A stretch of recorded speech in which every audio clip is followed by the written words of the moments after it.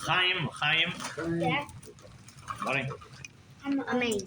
Amen. Lately, my kids are very into spicy chips. Mama. They like chili and lime tortilla chips, Wow. right? Yeah, famous. And I was looking recently, how do they make this? I figured there's maybe some corn and maybe some chili and some lime. When I look down, I spot about 25 different ingredients.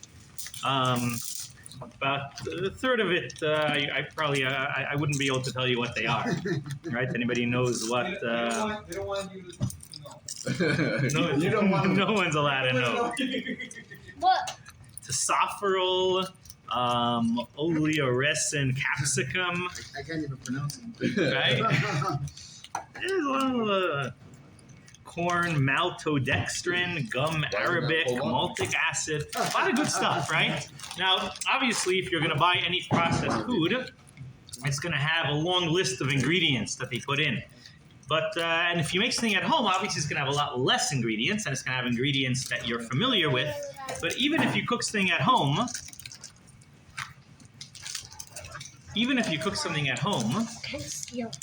when you take a piece of meat,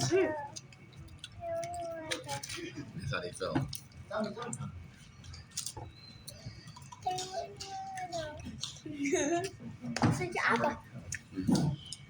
I finally need water. if you were to make meat at home, you don't just take a piece of meat and bake it or grill it. You first make a marinade. You want to marinate your meat with different ingredients, right? And then you have to get a good spice rub you want to cover the meat with before you put it on the grill. So even a simple piece of meat can have easily have 10, 15 ingredients in it. And the truth is, naturally, people don't like to eat plain food. They like spicy food. They like to add different flavor-giving compounds, different additives, flavoring additives to the food. I want spicy food. And this week's Parsha, we read about Hashem's food, about the karbonos that are given to Hashem.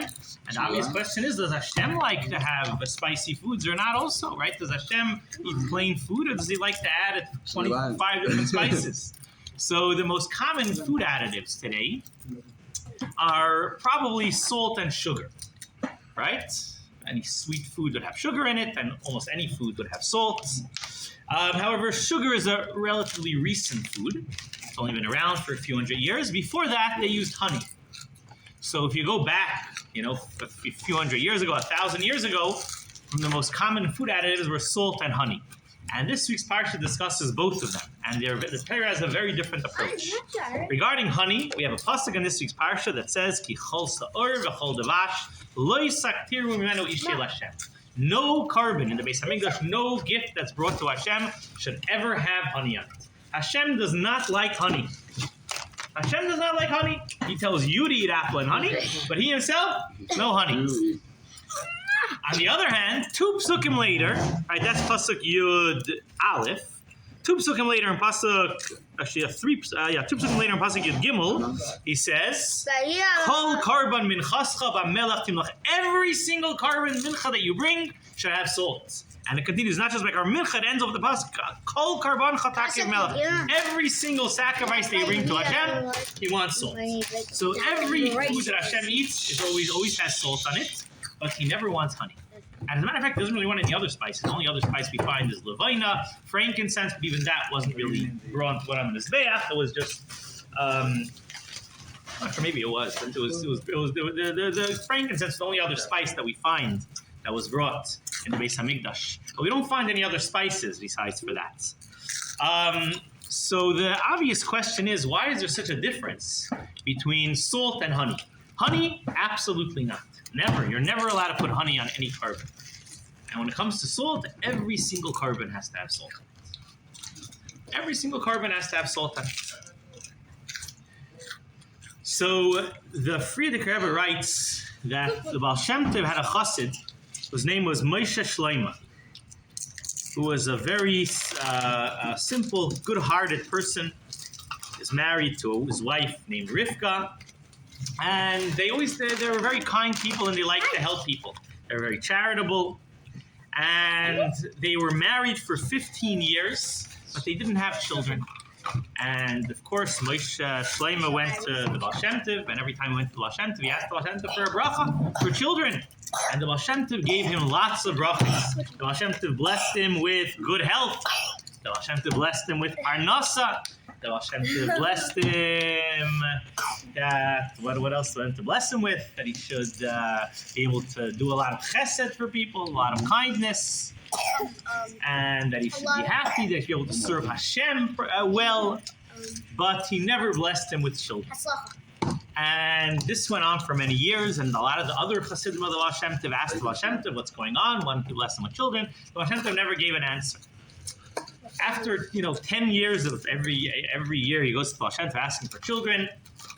One day he comes to Baal Shem Tov with his wife, and they're both crying. And Baal Shem Tov turns to them and says, "Why are you so sad? Right? Baruch Hashem, you have a lot of blessings in your life. What's bothering you?" And they said, Hashem gave us a lot of blessings, but He didn't give us the most important blessing. We don't have children. We're Baruch Hashem, very wealthy, very successful in our business. We're both very healthy. But, one day we're both going to leave this world and we're not going to leave anything behind. Right? What's our life worth if we're not going to leave anything behind us? They say to the Baal Shem Tov. So the Baal Shem Tov says, listen, I'm going tomorrow with a few of my Hasidim. We're going on a trip. We're going on a journey. I would like you and your wife to join us. Okay, wonderful. Shlomo and Rivka pack their bags. Right, and the next morning they get into the Baal Shem Tov's wagon. Alexi, the wagon driver, takes a little bit of l'chaim, and the horses start to wander on their own.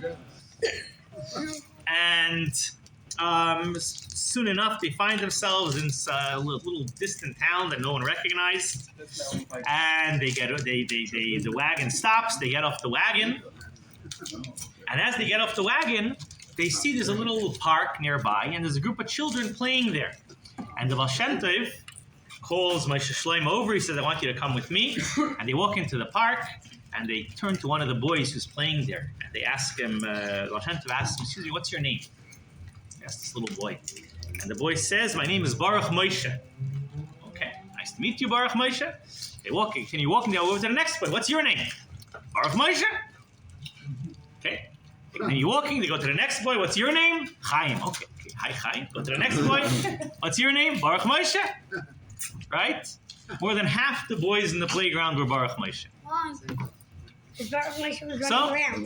they walk. They continue walking. They continue walking down the street, and they see a group of girls walking down the street.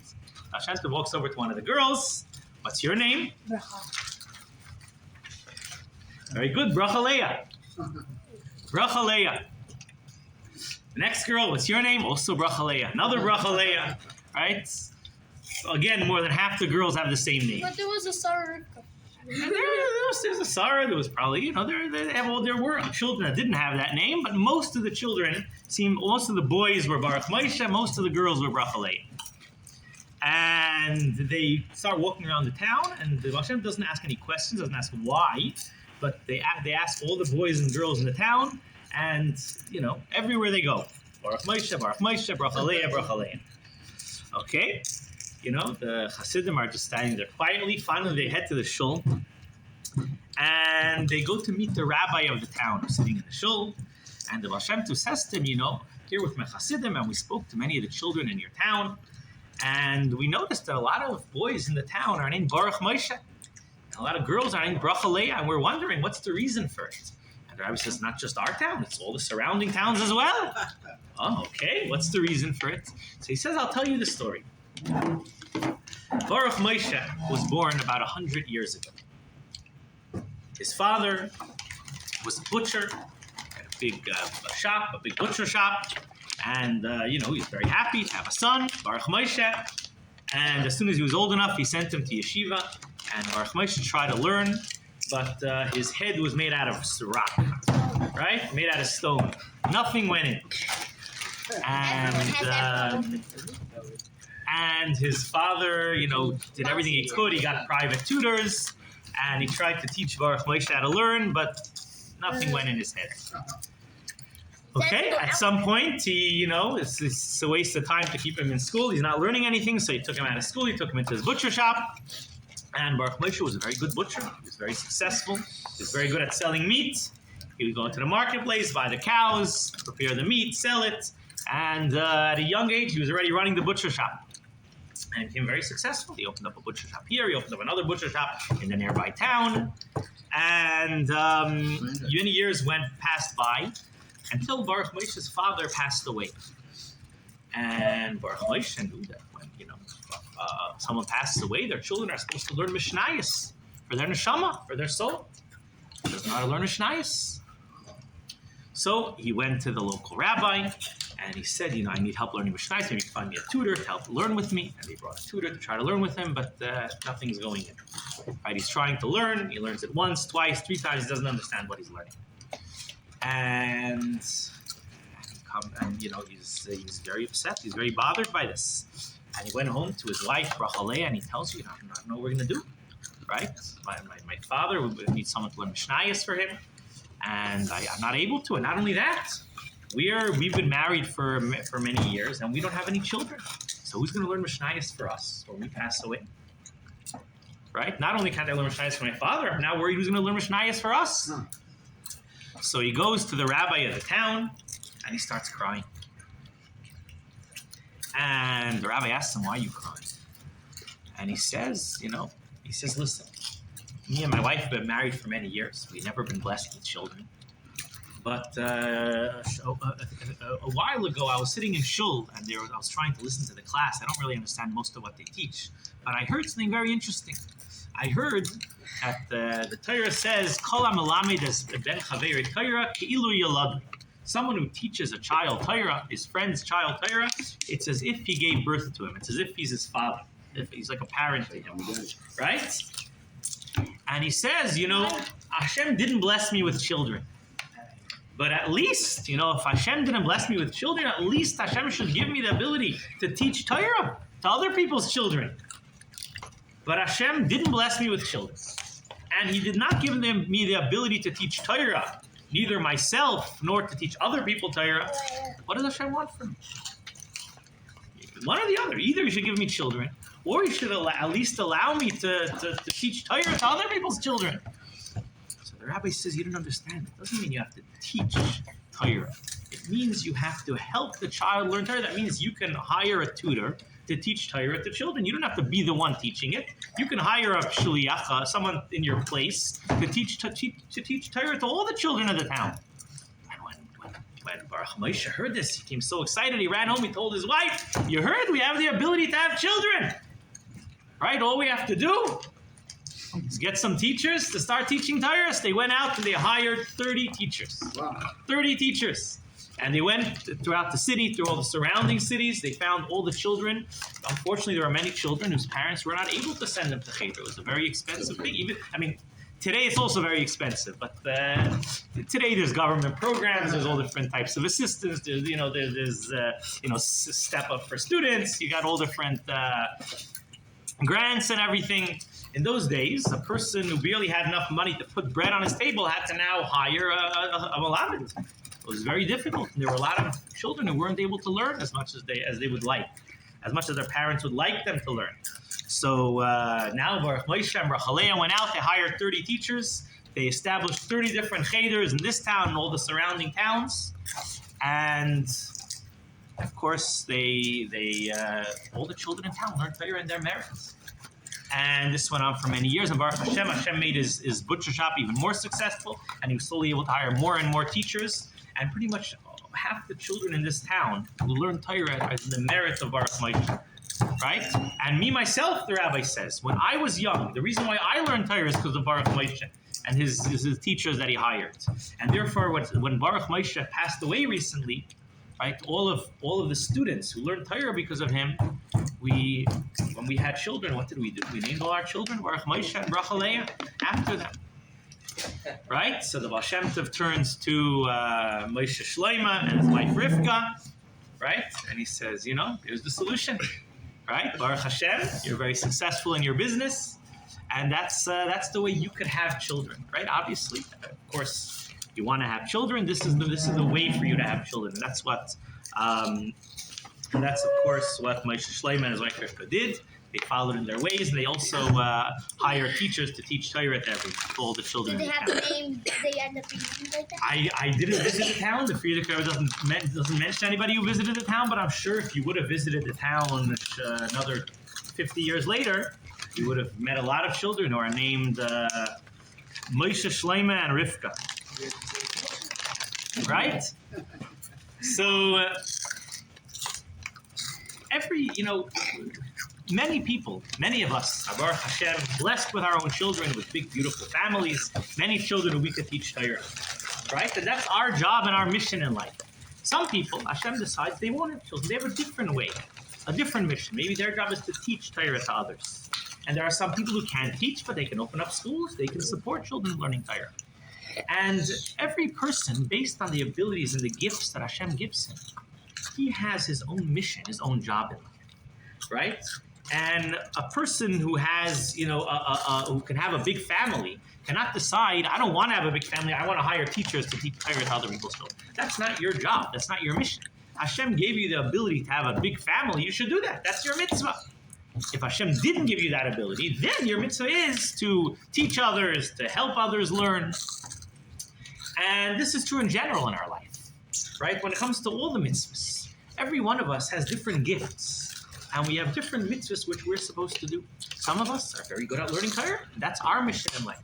Some of us are very successful in our business, and we can do chesed, and that's our mission in life. And based on the abilities that Hashem gives us, that's how He expects us to serve Him. The Sikta Rabasi brings down in the pasuk, I think that everything Hashem gives you should be used to honor Hashem. If Hashem gives you a son, you should do the mitzvah of bris milah. He gives you a house, you could put a gate around your roof, you could put a mezuzah on the door of your house, right? He gives you a big courtyard, you can make a nice big sukkah in your courtyard, right? He gives you animals. You have so many mitzvahs you can do, not having your ox and your donkey work together. If Hashem gives you money, you can give a lot of tzedakah. Everything Hashem gives us, every gift, every talent, every skill that Hashem gives us is supposed to be used in the service of Hashem. And every person has different gifts, and every person has a different job, right? My great-grandfather, the great tzaddik, Rabbi Elimelech of Lezensk, so he, every Shabbos after davening, he would have a big tish for all of his Hasidim. They would come, they would eat together, they would say the Divrei Torah together, and the tish would go on for many hours, right, all the way to the afternoon. In the afternoon, they would, stop for mincha, and then they would have another big tish for Shalosh Shudas, right? This was after the Friday night tish, of course, right? And then Shabbos would end. And after having a big tish on Friday night, Shabbos morning, and Shabbos afternoon, Rabbi Melech would kind of relax, would take it easy after Shabbos was over. And from Lava Malka, he would have a little bit of challah dipped in hot water. That's what he would have for his Lava Malka. Very simple Lava Malka. One Friday afternoon, as he's sitting and learning before Shabbos, a fisherman walks into the house carrying a big bundle of fish. And he's, fish for sale. You want to buy fish for your Shabbat? And so Melech shows him to the kitchen, He goes to the kitchen, and Melech's wife is there, and the fisherman's like, you want to buy some fish? And she says, no, we have enough fish for Shabbos. Enough fish? You sure you don't need any more? And he says, no, we have enough fish. He says, we have a lot of meals on Shabbos. I says, yes, we have enough fish for the Friday night meal, for the Shabbos morning meal, for the Shabbos afternoon meal. Don't worry, we have enough fish. And he walks out, and he comes to the front where Rabbi Melech's learning, and he's very angry. He takes his big bundle of fish, and he throws it down on the floor, and all the fish start jumping, right? And he says, what's going on over here? You don't want to buy fish. And the Rebbetzin comes running in after, and he says, I told you we have enough fish. We have enough. So the fisherman says, you might have enough fish for Friday night, and for Shabbos morning, and for Shabbos afternoon. But what about after Shabbos? What about Lava Malka? You don't have fish for that? And at this point, Rabbi Melech looks up from his seder, and he had very long eyebrows. He lifted up his eyebrows, looked at this fisherman, in the eyes, and immediately he recognized that this fisherman was David HaMelech. And the fisherman looks at him and he says, "Don't you want fish for the Suda of the king, for the Suda of the Malka?" And the Rabbi Melech says, good point, David HaMelech. We really should have a big Malav Malka, but unfortunately it's not something that I'm able to do. I have a big meal Friday night, Shabbos morning, Shabbos afternoon. Malav Malka is not my thing, he says. But in order to honor you, I promise you that my children and grandchildren will all make a big Malav Malka. And of course, before he passed away, he made sure all of his children are aware of this special minig in the family. To have a big Malav Malka, my children all know. After Shabbos, we make sure to watch and sing songs. We don't always have fish, but we have a nice Malav Malka. My daughter knows to sing Eliyahu Hanavi. Right? What do we sing by Malav Malka? A little shy now. Right? So we eat together, we sing, and this is in my family. I'm probably not from the bigger ones, but there a lot of my family make a very big meal from Malav Malka. Many of the Einiklach from Rabbi Melech would make big public meals from Malav Malka, and David HaMelech blessed Rabbi Melech that he to be able to draw down lots of blessings in his Malav Malka.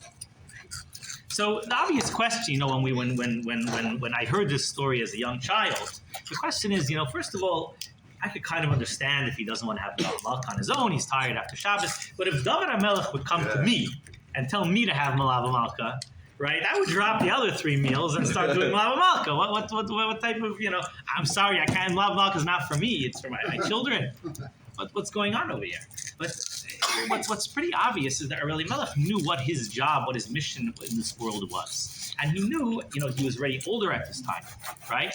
And he knew what his abilities were and what he was able to accomplish. And whatever the avodah of Malav Malka was, he was able to recognize that this was not his thing. Right? This was not something that he had. It's not that he didn't have. Obviously, he washed. He had Malav Malka. He would dip bread in hot water, which you're supposed to have hot water or something hot on Cham in Motzei Shabbos. But so obviously, he fulfilled the mitzvah. But he knew that this was not his mitzvah that he would excel in. They were based on his abilities, based on his gifts, based on his avodah. He knew which mitzvahs were his. Now, obviously, if David HaMelech came to him, he realized that there's an important message. There's a reason why David HaMelech is coming, and that's why he recognized that it must be that his children would have this avodah. But he himself, he knew that this was not for him. Right? And even if David HaMelech comes along and says, "You should start a very nice Malav Malka," it's beautiful. I'm having a little Malav Malka, but this is not my thing. And this is something that each and every one of us can take a look at the mitzvahs. So we know that there are certain mitzvahs which based on the abilities that Hashem gave us, there are mitzvahs that we can do very well. And there are other mitzvahs that might not be, we're not cut out for. And we have to realize that while we have to make sure to do all the mitzvahs, right? Rabbi Melech also had Malav Malka. It's not that he skipped it, but we have to use the gifts that Hashem gave us and focus on those mitzvahs. And we shouldn't say, my friend has a mitzvah that he's into, and I have to try to be like him, right? Unfortunately, today that's the way a lot of people think. Many years ago, I was involved with a family who decided that this was an Orthodox family who decided that when their daughter turned bas mitzvah, they wanted her to lay in the Torah, right? Now, of course, they're an Orthodox family, so they consulted Rabbanim, and they came up with a whole I don't even remember what it's called, but there's a whole approach. They make a special minyan. You have to have men. You have to have 10 men in the minyan, but the men are moichel and they're kavod, and therefore a woman can read. It's like I think there's the reason why a woman can't read in the Torah is because of kavod at tzibur. But if there's some sort of agreement that the tzibur can make to be moichel and they're kavod, so you're allowed to read. Now, obviously, halachically, it's very questionable whether you're allowed to do this. But what I told them was, even if it's 100% okay halachically, right? This is not the job that Hashem gave your daughter. Your daughter has a different job, right? we shouldn't try to do something which is not the job that Hashem gave us, right? We have to recognize what Hashem wants from us is based on our abilities and the gifts that He gave us. That's what He wants us to do. That is our mission in life. The Baal Shem Tov, before he became revealed as a Rebbe and the whole world came to know him as the Baal Shem Tov, he was a hidden tzaddik and he would travel around from city to city. And he once came to a little village and he stopped off at an inn. There was a Jewish innkeeper, and he welcomed the Baal Shem Tov in. Very happy to have a guest, and he gave Baal Shem Tov some food and a place to stay for the night. And the next morning, the Baal Shem Tov got up early in the morning to go to learn Chassidus. And he gets up and he sees that the innkeeper is already up and he's standing there davening. So Baal Shem Tov begins learning Chassidus. He spends 3 hours learning Chassidus. And after he finishes learning, he looks up and the innkeeper's still davening. Baal Shem Tov goes to the mikvah, right? He goes out, he goes to the mikvah, he comes back, and the guy's still davening. Baal Shem Tov takes his siddur and he starts davening. And Baal Shem Tov davened for a good few hours as well. And the Baal Shem Tov finishes davening, and this innkeeper is still davening. And the Baal Shem Tov is, how did he, he just encountered this hidden tzaddik who sits there davening for 7-8 hours a day. Amazing, wow. And so he waits for the guy to finish. He says, it's amazing, maybe I saw your davening moededik, or a hidden tzaddik. I'm not, I'm part of the group of hidden tzaddikim, but we're not familiar with you. Maybe you could introduce yourself. I could introduce you to the other hidden tzaddikim, right? And the guy's like, I know what you're talking about. I'm not a hidden tzaddik. This is you're davening for 7 hours. And the guy's like, yeah. He pulls out the siddur, and he's like, yeah, that's how long it takes to read through the siddur. And the Baal Shem Tov is like, yeah, but what do you mean read through the siddur? And he says, well, I start, open to page 1, and I read till the end. And the Baal Shem Tov says, yeah, but the siddur includes Shabbos davening, it includes Yom Tov davening, it includes Rosh Chodesh davening, and today is a weekday. And he's like, yeah, but I don't really know.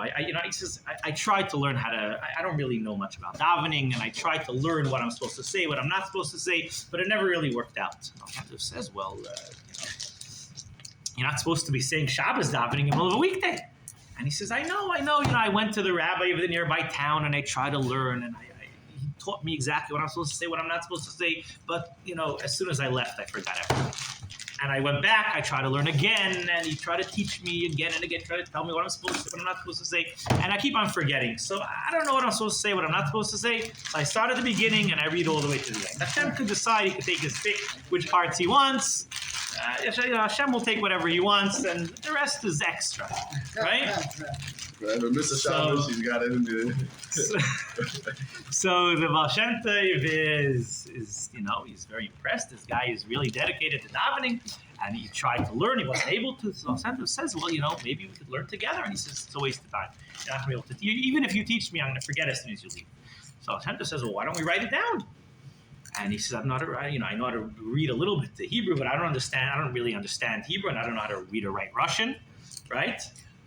So he says, well, if you want, we could make bookmarks, and we could put little, we can make little bookmarks with some sort of picture that you'll recognize. I'll make one mark for weekday, and we'll put that by all the pages that you read during the week. We'll make another mark, maybe a different color or something for Shabbos, and we'll put it in candlesticks. Yeah, we can make. I don't know exactly how they did it. Right? It could be they just wrote Shabbos. I think, he must have known how to read Hebrew if he read the whole siddur. But I probably just didn't understand, but he knew how to read. So, we could write Shabbos, we could write Yom Tov, we could write Rosh Chodesh, and we'll make little bookmarks, and we'll put it in throughout the siddur, and you'll know exactly what you're supposed to read. And the guy's like, wow, brilliant. He quickly gets a bunch of paper, and you start writing down, and they put down on every page exactly what it's meant for. And the guy's so happy. He gets up, he starts singing and dancing. He hugs the Baal Shem Tov. Thank you so much. You taught me how to daven. This is amazing. And the Baal Shem Tov, takes his stuff, and he leaves. He continues on his trip, and the Baal Shem Tov goes outside, and this innkeeper is so excited. He has an opportunity to really daven. He takes his siddur, and he's so happy. He turns to Hashem. He says, thank you, Hashem. Finally, someone taught me how to daven. He takes his siddur. He starts jumping up and down, singing and dancing, and as he's dancing, the siddur flies out of his hands. All the bookmarks scatter all over the floor, and he manages to catch his siddur before it falls down, but all the bookmarks are gone. He But he's not ready to give up. He collects all the bookmarks. He grabs a little container of glue. This time he's going to glue it in. And he runs outside to chase after the Baal Shem Tov. And he looks down the road. He could see in the distance, he could still see the Baal Shem Tov. He starts chasing after him. And the Baal Shem Tov is already at the edge of the town. And as he gets closer, he sees the Baal Shem Tov reaches the river at the edge of the town. Now, at that point, at that spot in the river, there was no bridge or any way to get over. You have to walk a little bit of a distance to get to the bridge. But the Baal Shem Tov doesn't bother walking over to the bridge. He reaches into his pocket, he pulls out a handkerchief, he puts it down on the water, he steps onto the handkerchief, and he glides across the river. Right? This innkeeper is chasing after him. He starts yelling, Rebbe, Rebbe! And the Baal Shem Tov, crosses over the river and heads off into the woods on the other side. And the innkeeper comes to the river, and he doesn't want to lose the Baal Shem Tov, right? He has all the bookmarks here. He wants to get them back in the right spot. So he takes out his handkerchief, he puts it down on the water, and he also steps onto the handkerchief, and he also glides across the river. And he runs after the Baal Shem Tov, and he says, Rebbe, Rebbe, and the Baal Shem Tov turns around, and he says, okay, what happened? And he says, the bookmarks fell out. I need you to help me. We've got to glue them into the siddur. And the Baal Shem Tov's like, how did you get here? And he says, I followed you. And he says, yeah, but I crossed over the river. What did you do? She said, I did what you did. You took your handkerchief. I took my handkerchief out also. And I also glided over the river. And the Baal Shem Tov stops for a minute and he says, you know what?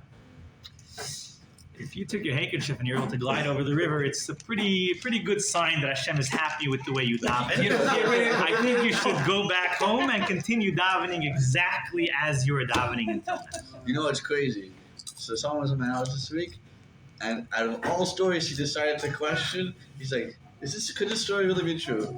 This was on Matzah Shabbos, I think. And now you just shared the story. Yeah.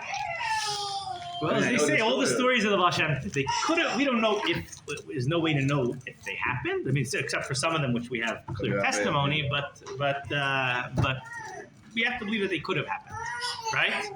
So, if I were to decide tomorrow that I want to take the siddur and read from the beginning to the end, not only wouldn't Hashem be so excited by that, but there would be a bunch of brachos of atalos that I would probably be saying along the way, right? There's a lot of problems. Trying to glide. What? Yeah, I don't think I'd be able to glide over the river. That's true, right? But for me, obviously, I could also spend 7 hours davening, but my 7 hours davening isn't to read to the siddur from beginning to the end. There's a different approach. For me, I would have to learn enough chassidus and enough kavanas of the davening and properly think about what I'm saying. This guy didn't even know what he was saying. He would just read the words, right? But for him, this was the best way for him to daven. Based on his abilities, this was the best way for him. He didn't have the ability to think deep thoughts during davening, but he did have the patience. I mean, not something that any one of us have, who can sit for 7 hours every morning and daven, which, most of us can't do. So that was his ability that Hashem gave him. That was his gift. And that was the best way for him to serve Hashem. And this is really what the Torah is telling us. The Torah tells us that Hashem does not want honey. Hashem wants salt. What's the difference between salt and honey? Or really between salt and any other spice? If you take a look at honey, or really any food additive, any spice that you want to put into your food has some sort of flavor, some sort of interesting, either sharp or sweet or tasty, umami flavor that you're going to want to, the spice has that flavor, and you want to add this flavor to your food, right? So if I want my food to have a sweet flavor, I'll put sugar or honey in it. If I want it to have a peppery flavor, I'll put some pepper in it, right? If I want it to be garlicky, I'll put some garlic flavor in it. But nobody ever said I want my food to be salty. Right? Nobody ever said I like the flavor of salt and I want my food to have a salty flavor. As a matter of fact, if your food tastes salty, that's a problem. Why do we put salt in our food? Because salt, we know in kashrus, salt has the ability to draw out what's inside. When you want to get rid of the blood and meat, you cover it in salt. The salt draws out what's inside. And salt has the ability to draw out whatever flavor is naturally in the food.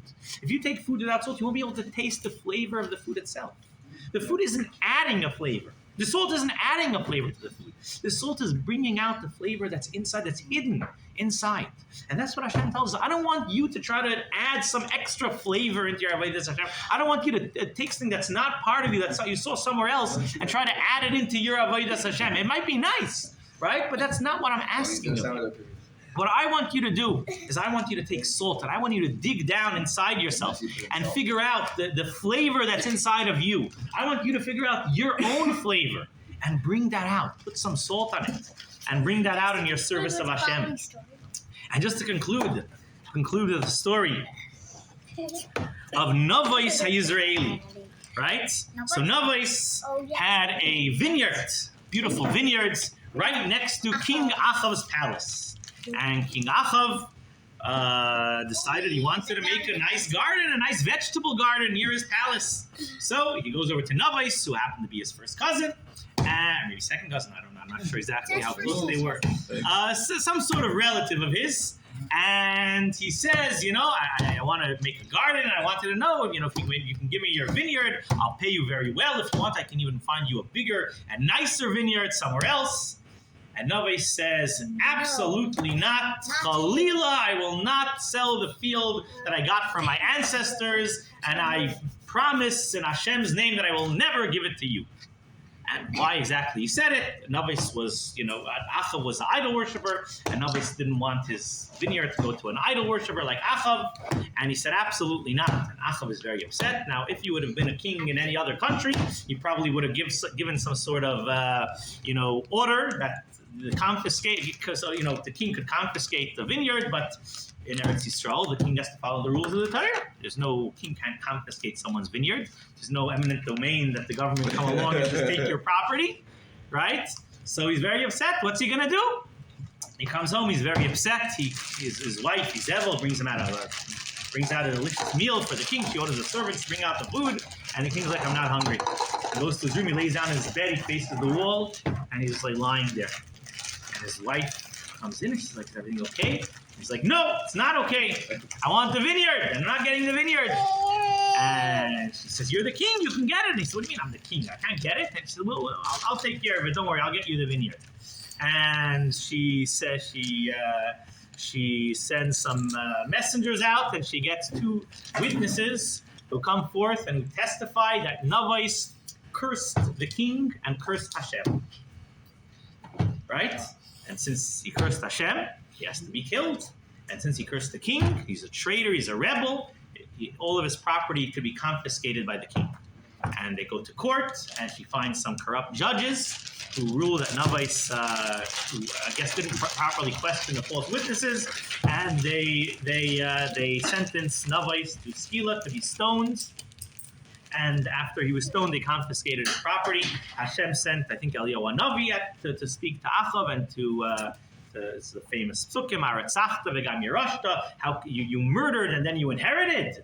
And he prophesied about the punishment that Achav will get, that Achav will die in battle. Kasher lokeku aklavim as dam Navos, yaloiku aklavim as dam chagamata. Just like the dogs licked up the blood of Navos, the dogs will lap up your blood as well. And King Achav was punished. He did tshuva, so the punishment was delayed a little bit, I think for 3 years. But him and his whole family was later killed. And they killed, and I think the punishment was they killed and they weren't buried because of this terrible sin that he did.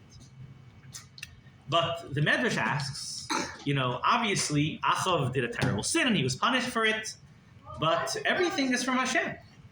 So if Navos was killed, Hashem wanted him to be killed. What did he do wrong? What did he do wrong? Why did he deserve to be killed?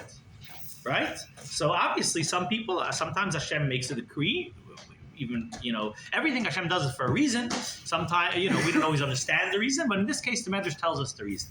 The Medrash tells us that Navos was an amazing chazan. He was the best chazan in Eretz Yisrael.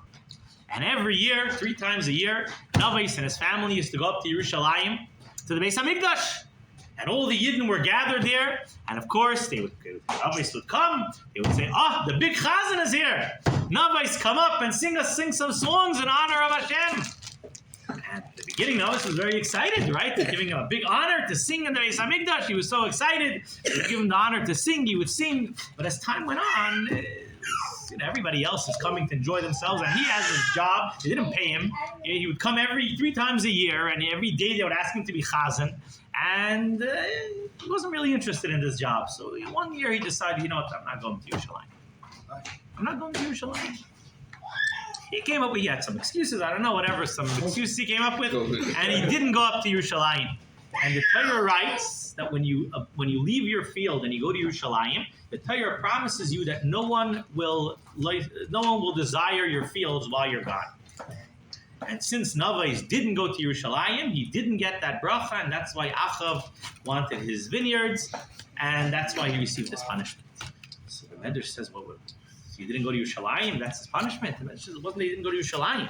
He said Hashem gave him this special gift. Hashem gave him this beautiful voice. Why did Hashem give him this voice? Why did Hashem make him such a big chazan? He said he should sing in the opera?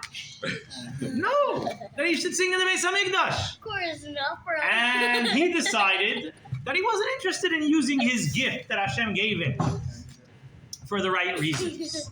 And that's why, obviously, we didn't understand why he got this punishment. Obviously, we didn't understand the ways of Hashem. But Hashem was not happy with someone who didn't want to use the gift that Hashem gave him properly. So we have to learn from this a double lesson. First of all, we have to learn that Hashem doesn't want honey from us. Hashem doesn't ask us to try to be like other people who have different gifts and talents than we do, right? What does Hashem want? Hashem wants each and every one of us to look inside of ourselves and figure out what our talents are, what gifts Hashem gave us. Did Hashem give us a good mind, a good voice, good business? We take money to support people, give people jobs. If we have the ability to teach people, Hashem wants us to use that ability.